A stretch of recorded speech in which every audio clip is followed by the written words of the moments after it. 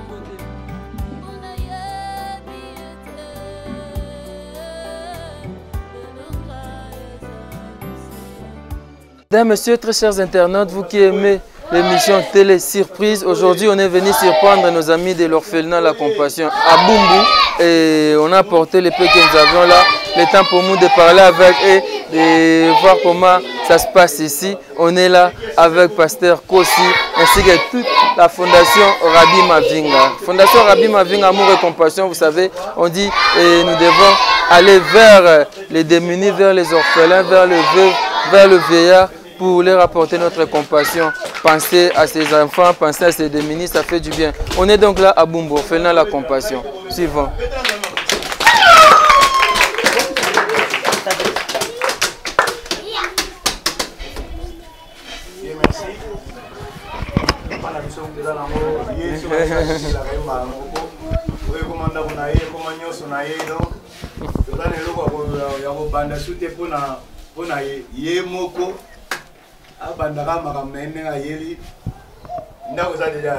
Merci beaucoup. Bonjour les amis. Bonjour. Bon bazassu na bonjour ba mona bien te naganga kaka bana na on a lié pété. Bana bana. Oganga on a vibration pour moni fufu de balambi kuna. Voilà, en fait, ndeka boemne toyaka Fondation Rabbi Mavinga et bandeko basala moi ba geste à bolingo batinda moi ba quelque chose toza maman moko mabea et abato tanga kombo pasteur maman abato tanga so kombo de koko dema toza maman mona mkili ya poto akantaki bino atinda ekoli wana Ndebsope, na compte sa fondation, to baxi quelques sacs, bomoni mpandina huile, to bien sunga. Moi, foufoune na moi, balami foufane wa bien, ça c'est bien. Oui, parce que moi, na oli, na classe pas aux amayeli, na kosi?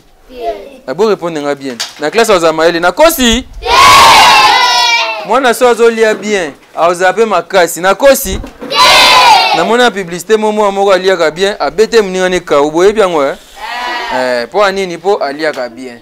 Voilà. Donc biso toye to mimai moi c'est moulu wana mama mafuta to yaka yaka na biso nde toye pe bueta mso lobi pe to koya susu. Lobi kuna to koya lisusu. Ya on to yaki me carton wana. Je pense que to fongola to tableau ni eza po to fongola on pété. Ah ba pesa mbeli eh. Ya boye ou bien to poussa na kuna.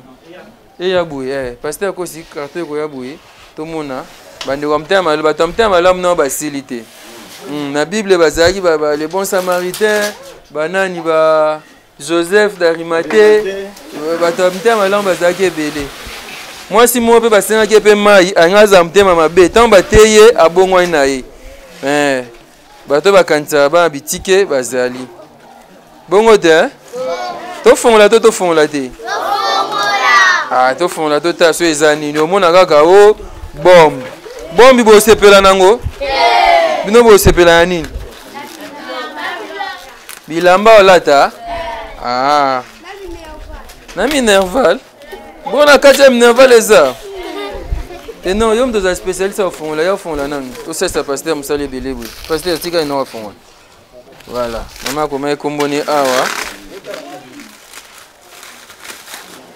Ba embalango bien. Vous savez pepe na emballage yango? Ba embalango kitoko. 4 sachets. On dirait le colo est à terre. Oui, ça. On dirait un pandier. Quel est l'agneau ça? Vous avez l'ongolais. On a un kata ballon. Bazo fongola yango. Soyez les commentaires en match. Akamati mbeli, akati sacha likolo. Akati oyami bale. Ke balinga cha mongete. Wo beta maboko. 1-0. Atie déjà liboso. Allez. Siko to kene to ye basko wapi likolo wapi se e uti mboka nini na lobaki poto e uti poto bolinga blo a poto na lobaki ke e uti Suisse nanya lobaki onje koto il faut battre son bout nanya lobaki to la tableau a poto te oh bino mo beto la tableau a poto te biso beto biso beto photo la tableau a poto te hein. Faut pas te lire à bleu à poto, hein? Jouer un bolier à spaghetti à poto, hein?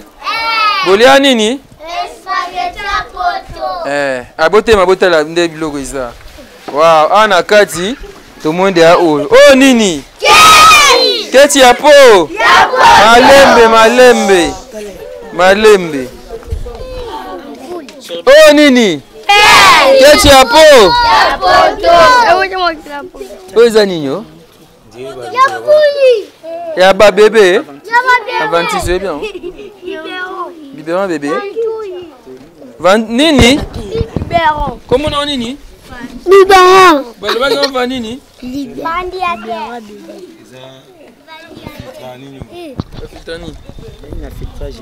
y a maï. Ah, il y a option à Kinawa. Pour la Osani? Il y a réchauffé biberon. Réchauffé biberon. Ya chauffé biberon, ofane la zate hein. Et chauffé les biberons. Bilogo na kini mingi to linga kaunte. Mingi to sela mso ngote. Ba veste pe bimi awa. Ba veste bimi bolinga kango. Veste kitoko hein. 3 pièces. C'est quoi? Taille crayon. Oh nini? Pantalon à peau? Toko fond l'agneau sauté, hein? Malembe. Ah, Kolimo Weza. Ah, bilo à classe. Ba crayon ou ba couleur? Y'a ba maternelle. Naza maternelle là. Ouh, maternelle à jaune. Yo, hein? Voilà, ils ont belé. Bomoni boîte mubimbeza. Bomoni yango? Ba crayon na ba gomme na ba taille crayon. Na ba bic. Biloko eza ebele. Bomona pe ba veste te malembe. Wow. Oh nini? Nayoka te nini? Nini? Eza ebele. Eza ebele. Oyo basaki ya bamama ti. Mama nani? Mama nani? Wapi Mazizel? Mani no yango Sasaki. Wow. Bilo kitoko eza. Mani no basaki pe bima eza na se.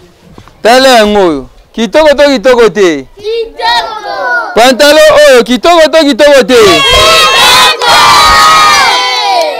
Toko sape mani no tana oyo. Biso. Toyebi te soki eza nini. Bilo eza ebele toko fongola nyonso te hein. Waouh, il y a beaucoup de choses ici, je pense qu'on ne saura pas tout ouvrir. Et Keba micro, Keba. Attention. Keba micro. Baba. Ba nini? Ba. Banto ba. Ezablo ebele to. Il y a beaucoup. Ah, ba livre bana. Oh ba livre bana. Bana bazawa. Boyebi. Botanga ngo hein. Eze ebele ba livre za awe ebele. Ya blo batindele bino. Allez, tozongi to fanda. Bana Bana. Bomoni blo apoto bo sepelte. C'est bon, c'est peut-être bête maboko. Voilà, il y a un homme et non, s'il vous plaît, vous pouvez le Poussani, tout ça remise symbolique. Au Franel. Voilà, comprenez, on est donc à l'orphelinat, la compassion à Bumbu. Voilà, pasteur Kossi, ça remise symbolique. Pour gagner temps, pour que ça va pasteur et mon net il est l'autre aux années. Ah ouais, ça pour ça bien pasteur. Voilà. Allez, bêta maboko. Merci beaucoup. Bonjour Papa Rabbi Mavinga. En tout cas, nous sommes vraiment très contents, très ravis alors de voir ces gestes et surtout il y a une maman comme vous le dites là qui est en Europe, qui a pensé aussi aux orphelins, que Dieu la bénisse énormément. Bien qu'elle n'a pas voulu que son nom soit cité, mais nous la disons toujours merci, que Dieu la bénisse énormément et surtout vu la confiance qu'elle fait à la Fondation Rabbi Mavinga, vraiment que Dieu la bénisse surtout pour cette confiance-là et que Dieu la donne ce que son cœur désire et pourquoi pas la Fondation Rabbi Mavinga, notre ami partenaire, que Dieu bénisse cette fondation ainsi que tous les membres, que Dieu vraiment vous bénisse. Nous sommes vraiment très ravis pour ces gestes. Merci beaucoup. Ces derniers temps, vous avez combien d'enfants ici? Ils sont maintenant à 59. 59. On a maintenant des jeunes filles, des jeunes garçons. Il y en a ceux qui font maintenant la coupe et couture. Donc d'ici là, ils seront aussi déjà des retours. Ah d'accord. Ouais. Nous avons maintenant 59. Vous les enseignez vous... Il y a tout un programme derrière vous ici. Le programme des orphelins. Ok. 6h30 prière, 6h30 à 7h préparation pour l'école, 7h15 départ pour l'école, 10h petit déjeuner. Mais 10h ils sont déjà à l'école, non? 10h l'après-midi. On a ceux de l'avant-midi, ceux de l'après-midi. Ah, c'est de l'après-midi, ils vont prendre leur petit déjeuner. 11h, préparation pour l'école. 11h45, départ pour l'école. 12h, divertissement.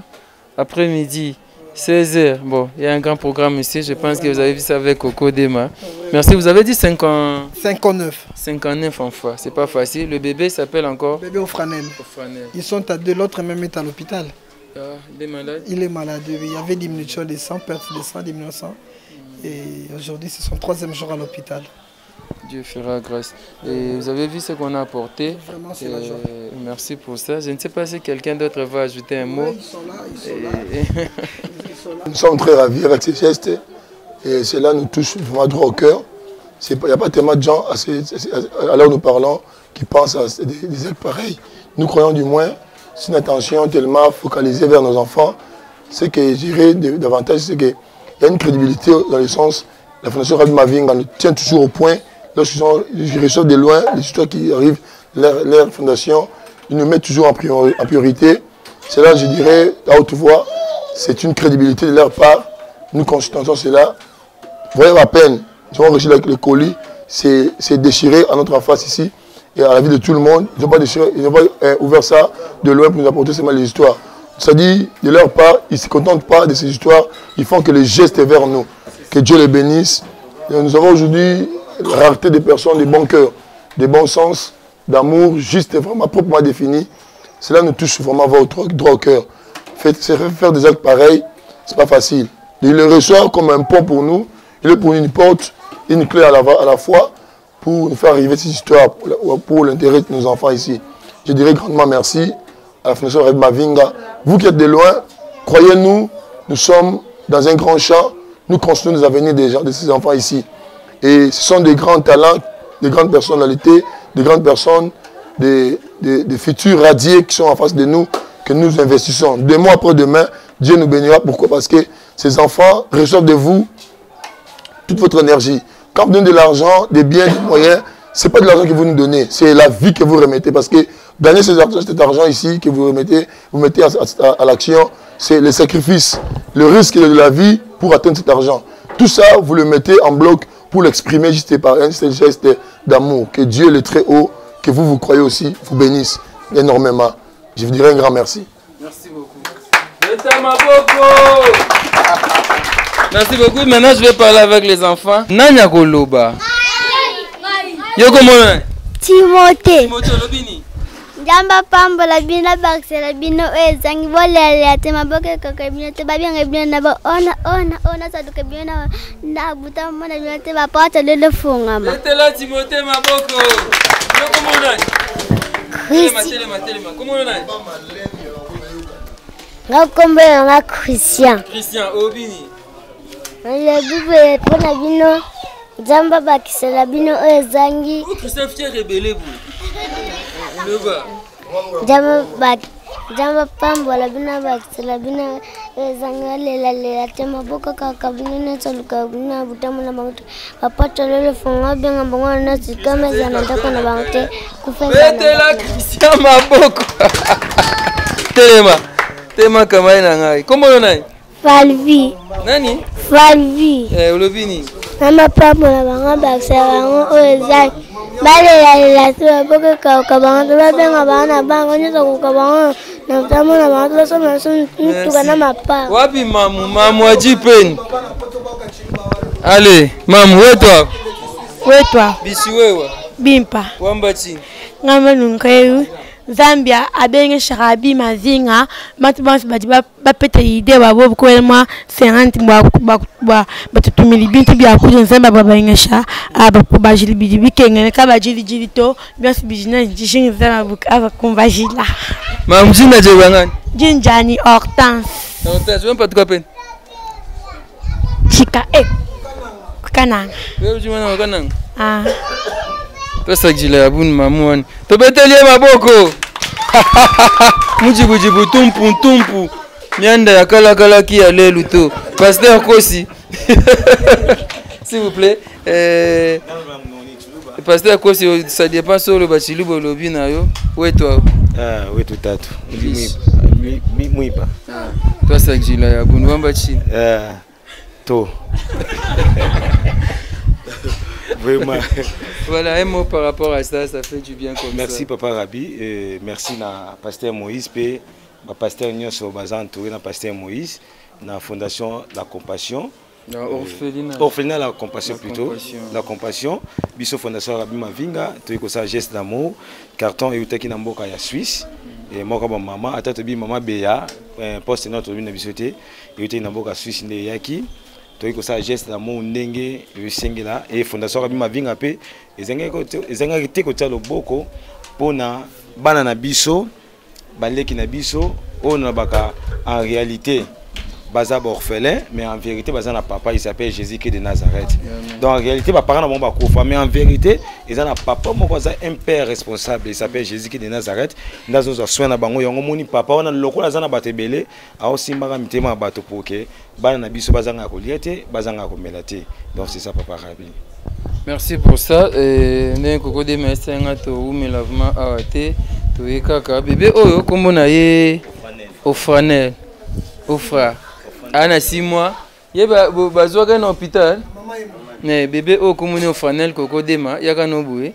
Et bazoé na maman yebo. Il y a pas le bagati. Le bagina de bangan. Au frère. Tout. Bazoé na maman yemo. Pardon? Qui a 2 semaines tant que na pédiatrie maman yemo. Maman Koufi. Maman Koufi, moi na tikali et puis maman waza qui peut fazer aki shegi.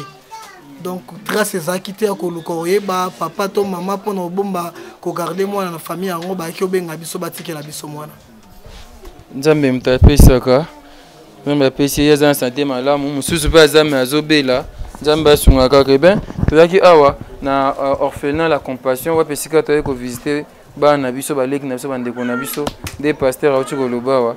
En réalité baza orphelin mais en vérité baza na tata bango Jésus-Christ Nazareth biso pe ba leki ya Jésus biso wana bande ko na bango il faut to yaka kenda ko toucher ba nem susu ya ba Suisse ya ba Hollande ya ba France pour que ba ça la geste à moi bien nzamba pambola vraiment pambola orphelinat oyo et problème ou tigali peut-être ba frais école à l'état eza orphelin mais bana o moi o bona école à l'état eza déposer musika faut tchabona ba école à paiement pour bazongaka il faut ko futa so nzamba simi mtema na yo o kanza bano ata na minerval ata mwana moko nzamba bo santa o pambola merci et pa na bino oyo bolandi vidéo o lelo merci maman Saki geste merci pa na bino bana bino pe merci hein siko fufu na mona eguna de ba baloli to ke elia mais bino za bwe OK no ka bon ya lobi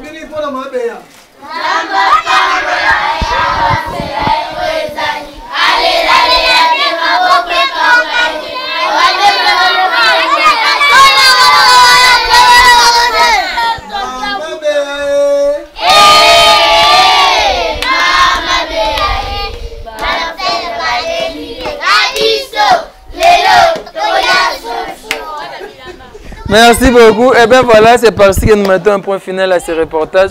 C'était dans l'émission Télé Surprise. On était venu surprendre nos amis de la fondation de l'orphelinat La Compassion à Bumbu. Je dis merci à toute l'équipe de la fondation. On est venu très nombreux aujourd'hui. Merci à Coco Dema qui est derrière la caméra. Merci à vous qui pensez aux orphelins. Comme nous dit la Bible, la religion pure saintage de Dieu consiste à visiter les orphelins et les veuves dans leurs afflictions. Pensons aux orphelins, pensons à ces enfants, c'est une bénédiction pour nous. Merci à vous, merci à Coco Dema. On se retrouve donc très prochainement pour un nouveau numéro Kilongo TV. Bye.